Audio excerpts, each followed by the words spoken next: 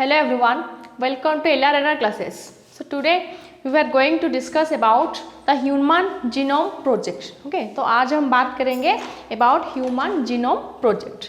तो ये जीनोम क्या होता है? जीनोम क्या होता है? Genome is the complete set of gene or complete set of genetic material in a cell. Okay, or it is the haploid set of chromosome or haploid set of genes present within a cell or within a gamete or within a microorganism. Okay, haploid set मतलब normally हमारे अंदर in the human the number of chromosome is 46 numbers. Okay, haploid set कितना होगा 23 number. Okay, so ये जो 23 numbers है वो है haploid set. Okay, and 23 numbers जो क्रोमोसोम्स है 1 pair 2 pair, third pair, okay, fourth pair, ऐसे होकर 23 इंटू 2 मतलब 46 नंबर का क्रोमोसोम रहता है हमारे बॉडी में. सो ये जो दोनों है वो है homologous chromosome. Okay, these are the homologous chromosome. So ये ईच पेयर से ईच क्रोमोसोम को एक क्रोमोसोम को हम लाकर जो सेट बनाएंगे वो होता है haploid set of chromosome. Okay, so the haploid set of chromosome और a complete gene material present within a cell or microorganism or a gamete is the genome. Okay, so human का कितने सारे genome से वो genome को count करना, okay, उसको data का एनालिसिस करना, कौन से सीक्वेंसेस प्रेजेंट है वो लेकर जो उसको लेकर जो प्रोजेक्ट बना है वो होता है human genome project. And it was launched in the year 1990. Okay, 1990 में ये प्रोग्राम जो लॉन्च हुआ था project. Okay, and it took 13 years to complete. ये कंप्लीट होने में 13 साल होने हैं. ओके, 13 साल में ये प्रोजेक्ट कंप्लीट हो गए. एंड ये human genome is about 25 times larger than any other organisms. Okay, and जो ह्यूमन जीनोम क्या होता है, ह्यूमन्स के अंदर कितने जीन प्रेजेंट है वो होता है ह्यूमन जीनोम. सो अप्रोक्सीमेटली ह्यूमन जीनोम में 3 × 10⁹ base pairs. Okay, base pair मतलब मैंने आपको बताई थी इन द डीएनए क्लास, ये होता है आपका डीएनए.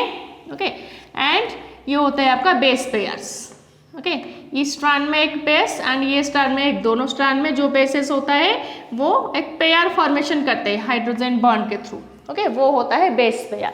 सो पूरा ह्यूमन में जितने सारे क्रोमोसोम्स है, जितने सारे सेल्स है, उनके अंदर पूरा टोटल क्रोमोसोम्स को, टोटल बेस पेयर को ले लूँ तो वो होता है 3 × 10⁹ base pairs are present within a human body.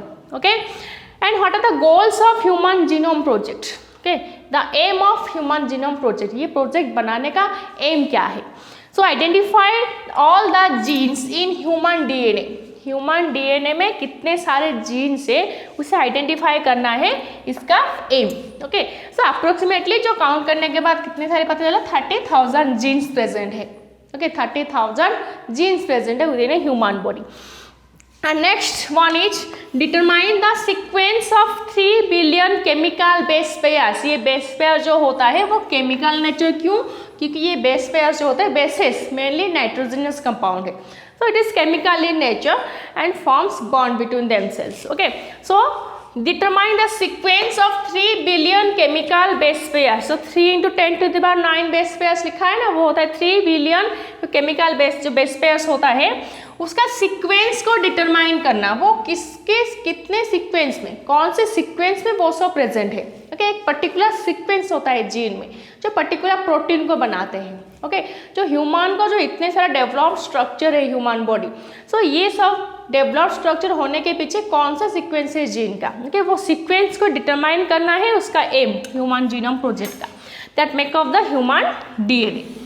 Okay, and improve the tools for data analysis. कौन से data of gene. Okay, data of genes, gene का सीक्वेंस क्या है, कितने नंबर्स का जीन है, कौन सा जीन कहाँ पर प्रेजेंट है, कौन सा जीन सीक्वेंस है, कौन सा प्रोटीन बनेगा, ये सब है डाटा एनालिसिस. ओके, सो ये डाटा को एनालिसिस करने के लिए, डाटा को सर्वे करने के लिए एक टूल डेवलप होना जरूरी है. सो वो टूल को डेवलप करना है आपका ह्यूमन जीनोम प्रोजेक्ट का एक aim. Okay, so for example आपका जो एक है मेटा जीनोम एनालिसिस, वो होता है एक software. Okay. Meta genome analysis software एक होता है मेगान सॉफ्टवेयर एक होता है। वो सॉफ्टवेयर के थ्रू आपका काउंटिंग होता है जीनोम का, ओके, सीक्वेंसिंग होता है जीनोम का, वो डाटा एनालिसिस होता है। तो ये इसका मॉडिफाइड वर्जन में डेवलप हो सकता है। सो डिफरेंट टूल्स को डेवलप करना to make easy for the project work, that is the aim of human genome project. Transfer of related technology to other sectors such as industries, okay. तो technology मतलब biotechnology, ये जो genetic में level का जो अदला बदली होगा, that is the modification of gene. कौन सा जीन डिलीट होगा, कौन सा जीन इंसर्ट होगा, वो होता है मॉडिफिकेशन ऑफ जीन। सो ये जो जीन मॉडिफिकेशन में जो टेक्नोलॉजी यूज होता है वो होता है बायोटेक्नोलॉजी। सो ये बायोटेक्नोलॉजी थ्रू कौन सा जीन, मॉडिफाइड जीन का, जेनेटिक का जो होता है आपका क्या स्पीसीज को डेवलप किया जाता है। ह्यूमन इंसुलिन वो भी बायोटेक्नोलॉजी थ्रू डेवलप किया जाता है। Different vaccines that are also develop through biotechnology. So वो सब इंडस्ट्रियल है, उसे लेकर कमर्शियल यूज करते हैं लोग, ओके। सो ये इंडस्ट्री बनाने के लिए भी ये टेक्नोलॉजी बहुत जरूरी है, बायोटेक्नोलॉजी, ओके। सो ये डाटा के एनालिसिस के बाद जो भी कुछ डाटा मिलेगा, जो भी कुछ आपका क्या टेक्नोलॉजी डेवलप होगा, वो टेक्नोलॉजी को यूज करके कोई एक इंडस्ट्री भी बना सकता है, okay. So address the ethical, legal and social issues, okay, that may arise from the project, okay. ये प्रोजेक्ट बनाने में जो इशूज भी क्रिएट हो गए, एथिकल इशूज, कोई जेनेटिक लेवल का स्टडी करके रिप्रोडक्टिव डिसीजन भी ले सकता है, ओके। मोरल डेवलप में ये बैरियर हो सकता है लोगों के मन में। सो legal issues, okay, privacy maintain करना जरूरी है, इसीलिए जो टेक्नोलॉजी नया डेवलप हुआ है, जो आपका होता है क्या बायो पैटेंट जो होता है, ओके, उसे बायो पैटेंट करना जरूरी है, वो लीगल इशूज होता है। And social issues, okay, society में ये जेनेटिक स्ट्रक्चर मॉडिफिकेशन का जो अदला बदली होता है उसे एक्सेप्ट करना चाहिए। तो ये सब जो इश्यू होता है, जो क्राइसिस डेवलप होता है at the level of ethical, legal and social develop, okay, social level, so ये प्रोजेक्ट का एक इशू होता है। सो इसे सॉल्व करना भी जरूरी है। So that is also a aim of human genome project, okay. So next हम स्टार्ट करेंगे about the methodologies of HGP और human genome project, okay. So what are the methodologies? The method has mainly two major approaches, okay, दो major approach को follow किया जाता है human genome project को successful बनाने में। First approach is identify all genes that are expressed as RNA, okay. सारे ये फर्स्ट टोटल DNA को पहले क्या करोगे, आप आइसोलेट करोगे, ओके। आइसोलेट करने के बाद आइडेंटिफाई करोगे। क्या आइडेंटिफाई करोगे? कुछ DNA ऐसे होते हैं जो RNA के तरह काम करते हैं। DNA RNA में डिफरेंस क्या है? DNA is able to replicate and RNA is not able to replicate. DNA is double stranded and RNA is single stranded. So there are some basic differences between DNA and RNA. So कुछ DNA ऐसे होता है जो RNA के तरह काम करता है, that are expressed as RNA and that DNAs are called ETS. Okay, ETS expressed sequence tag, okay. जो पर्टिकुलर DNA का जो सीक्वेंस होता है वो RNA की तरह काम करते हैं, वही पर्टिकुलर सीक्वेंस को हम क्या बोलते हैं? ETS और एक्सप्रेस्ड सीक्वेंस टैग, ओके। ये होता है first approach. Next one is sequence annotation, sequence करके उसे डिफरेंट फंक्शन में असाइन करना, वो होता है sequence annotation. So first method क्या है? First sequencing whole set of genome that contain all the coding and non-coding sequences and later assigning with different functions. Okay, ये approach, ये जो first second approach है sequence annotation, उसका मतलब क्या है? The sequencing whole set of genome, human के जितने जीनोम है वो सारे जीनोम को आप सीक्वेंस करोगे, whole set of genome that contain, उसमें कोडिंग सीक्वेंस हो गए और कुछ नॉन कोडिंग सीक्वेंसेस भी हो गए, okay. That contain all the coding and non coding sequences and both coding non coding को आप सेपरेट करके उसे सीक्वेंस को एक पर्टिकुलर सीक्वेंस से अरेंज करके उसे असाइन करना, कौन सा सीक्वेंस क्या काम करने वाला है, okay. So later assigning with different functions, ये होता है सेकेंड अप्रोच। और ये सेकेंड अप्रोच का जो मेथड है उसे कैसे फॉलो किया जाता है, okay. First method is first step is first total DNA is isolated, okay. Isolated means separate करना, टोटल DNA को आप सेपरेट कर दोगे फ्रॉम द सेल, ओके।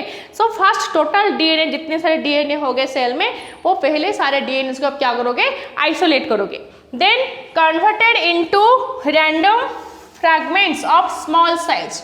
जितने लंबा डीएनए होगा, जितने सारे डीएनए होगा, उसे पहले छोटे छोटे फ्रैगमेंट्स में कन्वर्ट करोगे, ओके, एंड क्लोन्ड, एंड वो सारे फ्रैगमेंट्स को आप क्या करोगे, क्लोन करोगे, उसका रेप्लिकेट करके उसका क्लोनिंग प्रोसेस करोगे। जैसे डीएनए का क्लोनिंग मतलब डीएनए का रेप्लिकेशन, डीएनए स्ट्रैंड जो होता है वो एक और नया स्ट्रैंड सिंथेसाइज करता है, बिल्कुल अपनी तरह एक नया स्ट्रैंड सिंथेसाइज करता है, वो होता है डीएनए रेप्लिकेशन, एंड वही होता है क्लोनिंग। ओके, डीएनए को पहले एक्सट्रैक्ट करके आइसोलेट करोगे, देन उसे small small pieces, small fragments में कन्वर्ट करोगे, then it will let it to be cloned, clone करने के लिए छोड़ दिया जाएगा। एंड क्लोन कैसे होगा, ऐसे तो खुद से तो वो क्लोन नहीं हो सकता, उसे मीडियम प्रोवाइड किया जाएगा। कौन सा medium, by using suitable host, okay, एक होस्ट का सेल उसे प्रोवाइड किया जाएगा, and mainly host are used bacteria and yeast, okay, ये बैक्टीरिया एंड ईस्ट को मेनली होस्ट की तरह यूज किया जाता है, उसके बॉडी में डीएनए को छोड़ दिया जाता है to for multiplication, for cloning, okay, and specialized vectors, vectors भी यूज किया जाता है। वेक्टर मतलब बैक्टीरिया के कौन से क्रोमोसोम में ये जीन और ये फ्रैगमेंट्स इंसर्ट होगा, वो होता है वेक्टर, ओके, ईस्ट के कौन से क्रोमोसोम में ये फ्रैगमेंट्स इंसर्ट होगा क्लोनिंग के लिए, वो होता है वेक्टर। सो वेक्टर्स, बैक्टीरिया का जो वेक्टर है वो BAC, bacterial artificial chromosome, and east का जो वेक्टर है वो YAC, yeast artificial chromosome, okay, and उसे वेक्टर एंड होस्ट बॉडी को यूज करके जो स्मॉल फ्रैगमेंट्स होगा, वो स्मॉल फ्रैगमेंट्स को क्लोनिंग किया जाएगा, okay, and next step is fragments are sequenced, cloning के बाद ये सारे फ्रैगमेंट्स को सीक्वेंस किया जाएगा, किसके बाद क्या रहना है, okay, and after sequencing they are arranged and annotated, and ये जो सीक्वेंसिंग होगा, ये जो सीक्वेंस होगा वो मीन्स ऑफ डीएनए सीक्वेंसर, वो एक सॉफ्टवेयर डेवलप होता है, वो डीएनए सीक्वेंसर को यूज करके सीक्वेंसिंग किया जाएगा the small fragments after cloning, and they are arranged and annotated and assigned to each chromosome. ये सीक्वेंस कौन से क्रोमोसोम में कहाँ रहने वाला है, उसका फंक्शन क्या होने वाला है, वो अरेंज किया जाएगा, ओके, ये होता है ह्यूमन जीनोम प्रोजेक्ट का मेथोडोलॉजी, ओके, ऐसे तरीके से ये प्रोजेक्ट फॉलोअप किया जा रहा है, ओके, एंड सम सीक्वेंस क्या होता है, वो रिपीटेड होता है, सम रिपीटेड सीक्वेंस भी होता है डीएनए में, some repeated sequence are there, and that repeated sequence are called microsatellite, are called microsatellite, okay, and ये रिपीटेड सीक्वेंस होगा, जो रिपीट होगा सीक्वेंस, उसे डिलीट किया जाएगा, किस तरह से, by using restriction endonuclease enzyme, okay, एक एंजाइम को यूज किया जाता है जो डीएनए को कटिंग करेगा, ओके, जो सीक्वेंस जरूरी नहीं है, जो रिपीटेड हुआ है, वो सीक्वेंस को कटिंग करने के लिए एक एंजाइम यूज किया जाता है, that is the restriction endonuclease enzyme, okay, ये बहुत इंपॉर्टेंट है एंजाइम का नाम, कौन सा एंजाइम को यूज किया जाता है कटिंग के लिए, by restriction endonuclease enzyme, okay, ये एंजाइम को यूज करके रिपीटेड सीक्वेंस को और माइक्रोसैटेलाइट डीएनए को कटिंग किया जाता है। So this is all about your methodology of human genome project. Okay. So what are the salient features about HGP, or what are the salient features about human genome project? So first one is human genome contains 3 billion nucleotides. 3 into 10 to the power 9 base पे मैंने बोला थी, okay, 3 billion nucleotides. But the DNA sequence that encode protein only constitute about 5% of genome. Okay, DNA में तो इतने सारे nucleotides है, लेकिन उतने सारे न्यूक्लियोटाइड्स में ओनली 5% सीक्वेंस ही प्रोटीन को एनकोड करता है, प्रोटीन फॉर्मेशन में हेल्प करता है, okay, and an average gene consist of 3000 basis, okay, इतना सारा तो जो जीन से एक टोटल सीक्वेंस में नहीं होगा, वो सब स्मॉल स्मॉल फ्रैगमेंट्स में जीन प्रेजेंट होगा, ओके, जो जितने सारे जो कोडन एक प्रोटीन को बनाता है वो एक जीन होता है, okay, so average gene 3000 basis, okay, so एक जीन में एवरेजली अप्रोक्सीमेटली 3000 बेसिस ही प्रेजेंट रहता है, and largest one is dystrophin, okay, largest gene it's dystrophin, most important, the largest gene name is the dystrophin with 2.4 million bases. उसके उस gene में कितने bases present है? 2.4 मिलियन बेसेस प्रेजेंट है। Okay, तो genes are distributed over 24 chromosome. Okay, हमारे number chromosome number कितना है? 46 नंबर्स ऑफ क्रोमोसोम। तो 46 नंबर्स ऑफ क्रोमोसोम में अगर हैप्लॉइड सेट हम कर दें तो 23 नंबर्स ऑफ क्रोमोसोम्स होगा। Okay, so genes are distributed over 24 number of chromosome and chromosomes 19। Okay, 19 number का जो क्रोमोसोम है उनमें हाईएस्ट जीन डेंसिटी है। मतलब 19 नंबर मतलब ये होता है आपका first pair, second pair, third pair, fourth pair, fifth pair, ये सब पेयर्स होते हैं नंबर्स। सो ये सारे एक एक पेयर में एक एक क्रोमोसोम को हम लाकर क्या बनाएंगे? हैप्लॉइड सेट ऑफ क्रोमोसोम बनाएंगे। सो इस तरह से 5, 6, 7 होको जो 19 नंबर में जो क्रोमोसोम होगा, ओके, 19 नंबर का जो क्रोमोसोम होगा उसमें सबसे ज़्यादा जीन प्रेजेंट रहता है। Okay, the 19 number of chromosome has highest gene density. इस तरह से chromosome Y and chromosome 13 has lowest gene density. ये दोनों क्रोमोसोम में सबसे कम जीन प्रेजेंट रहता है।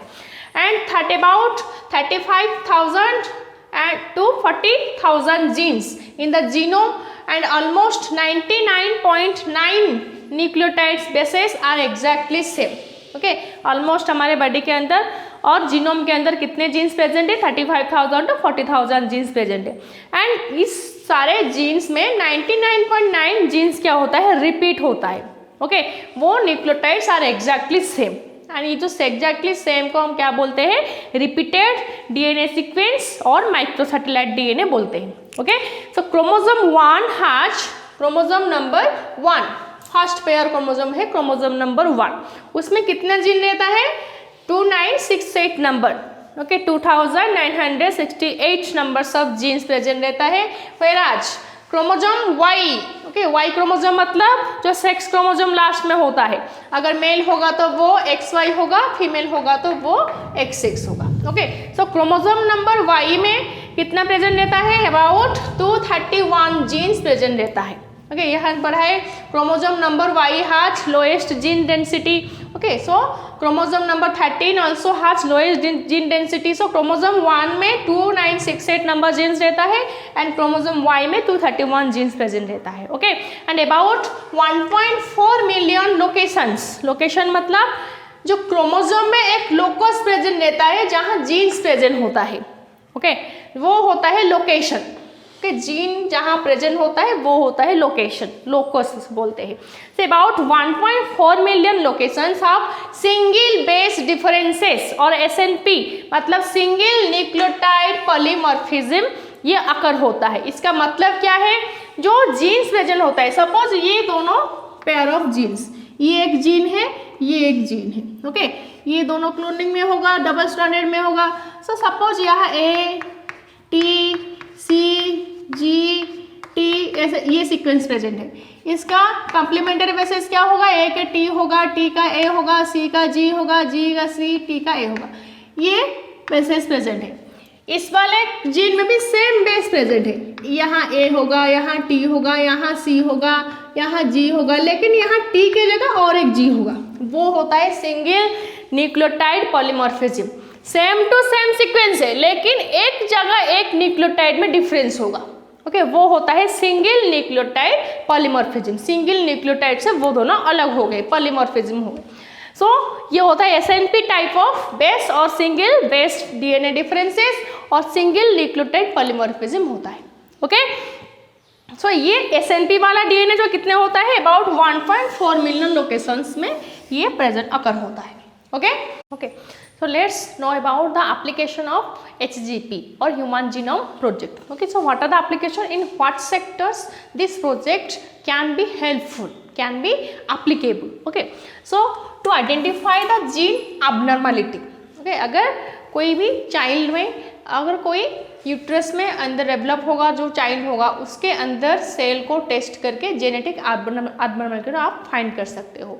सो ये पॉसिबल होगा कैसे? By studying the genomic structure, okay, by the human genome project. So genetic abnormality को फाइंड करने में ये HGP applicable है. Okay, and to diagnose disease, to provide genetic counseling to those who are planning for a child. Okay, जो एक बच्चे का plan कर रहे हैं, so वो जो डेवलपिंग होगा जो यूट्रस के अंदर, उसके जेनेटिक लेवल स्टडी किया जाएगा. अगर कोई अबनॉर्मल फाइंड होगा तो अगर वो कपल नहीं चाहते हैं बच्चे गिराने के लिए तो उसके जेनेटिक लेवल में काउंसिल किया जाएगा. अगर वो बच्चा बार्थ करेगा तो प्रॉब्लम क्या हो सकता है, एनवायरमेंटली, सोशियली, फिजिकली को वो क्या क्या चैलेंजेस फेस कर सकता है. तो ये सब प्रॉब्लम को उसे अंडरस्टैंड किया जाएगा वो कपल को. That is the genetic counselling होता है. So this create, it also create possibilities for new gene therapy. Gene therapy मतलब अगर कोई जेनेटिक्स लेवल में कोई अगर डिजीज हो, अगर ऐसे होता है आपका सिकल सेल एनीमिया हो, आपका जो ऑटो इम्यून डिजीज जो हो, ओके, वो होता है जेनेटिक लेवल का जो अबनॉर्मलिटी होता है. मतलब वो जो डिजीज होता है, वो जो अबनॉर्मलिटी होता है वो जेनेटिक लेवल में होता है. वो एक डिफेक्ट जीन प्रेजेंट होता है बॉडी के अंदर. वो डिफेक्ट जीन की वजह से ही वो डिजीज होता है. सो वो डिफेक्ट जीन को आप अगर रिमूव करके एक परफेक्ट जीन लगा दो उसके जगह तो वो हो जाएगा जीन थेरापी. सो ये जो जीन थेरापी का जो मेथड है उसे डेवलप किया जा सकता है by the application of human genome project. Okay, and we can learn about non human organisms. Okay, human का genetic structure and non human organism उसका जेनेटिक स्ट्रक्चर अलग अलग है. सो नॉन ह्यूमन ऑर्गेनिजम्स जो होता है एक्सेप्ट द ह्यूमन, उसके genetic level का स्टडी करके उसके बारे में भी आप कुछ जान सकते हो कि उनके बॉडी के अंदर क्या क्या प्रोसेसेस हो रहा है, कैसे वो डिफरेंट है from human. Okay, by understanding their natural capacities and the environmental adaptation with in the environment. And some challenges can be solved in healthcare sector, in agriculture sector, in energy production sector, and also you can find a environmental remedy by the studying human genome project. Okay, and you can develop molecular medicine.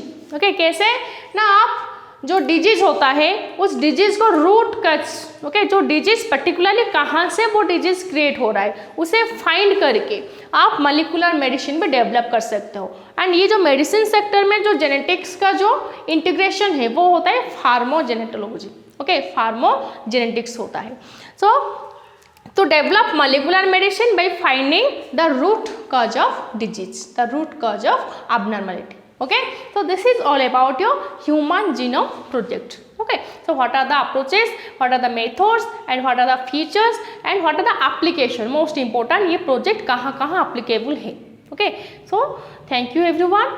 अगर कोई doubt हो तो please comment on my comment box. Thank you.